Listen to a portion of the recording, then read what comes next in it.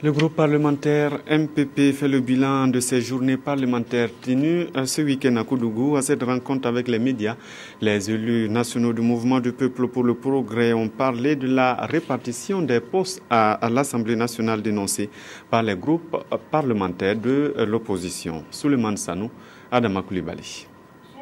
Face aux journalistes, il a été question pour le Présidium de faire le bilan des journées parlementaires marquées par la décision de permettre aux militants de base de choisir leur candidat pour les élections locales. Des journées qui ont permis de débattre de plusieurs questions d'actualité, notamment celle des Koglo-Wego. Si les populations peuvent s'organiser dans la République et que ça soit encadré par des textes de loi, pourquoi pas, au niveau de l'Assemblée, nous nous affairons même à voir s'ils peuvent faire une proposition de loi de façon à mettre en place cette police de proximité, pourquoi pas ne pas les renommer.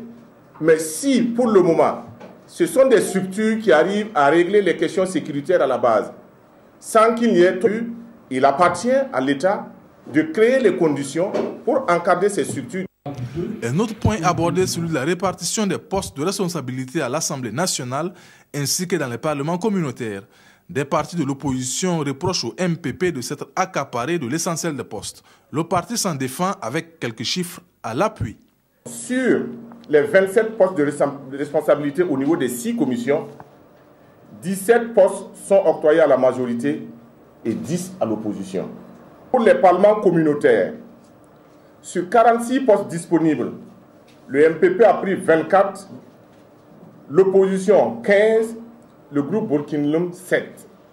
Le parti a aussi évoqué la création de 2 commissions d'enquête parlementaire, l'une pour faire la lumière sur les richesses minières et l'autre pour faire le diagnostic du foncier aussi bien rural qu'urbain au Burkina Faso.